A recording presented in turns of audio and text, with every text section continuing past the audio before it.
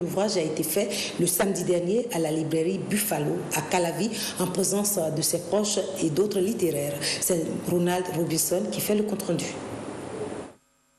La force du destin de Bailly, un récit autobiographique de Christine Nimagnon, épouse à Diarry, vient de paraître aux éditions Pascal.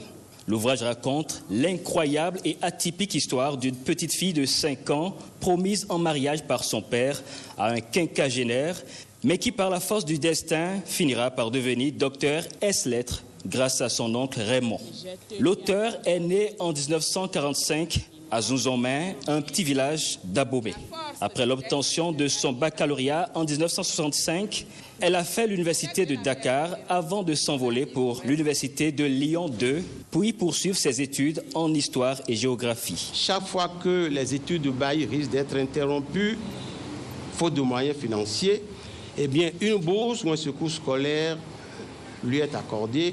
Ainsi, la difficulté est surmontée. Le parcours de Bailly ou de cette conteuse africaine reste aujourd'hui un exemple pour la jeunesse. Elle est un exemple vivant que nous avons le devoir d'exhiber à la jeune génération. Le parcours que j'ai eu, mon mari que j'ai connu quand j'étais en classe de 5e, nous nous sommes jurés de nous respecter.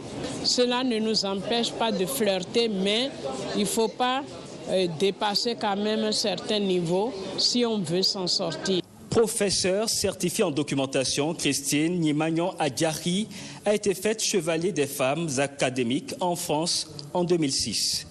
Mariée et mère de 3 enfants, cette doctoresse en géographie détient encore à son actif 5 autres trésors livresques en matière de contes: Domancé, le forgeron magicien, le lièvre et le singe, le pacte des animaux et C'est pourquoi le ciel s'éloigna de la terre.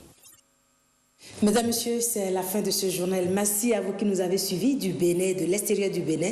Excellent après-midi en compagnie des programmes de la télévision nationale. À tout à l'heure.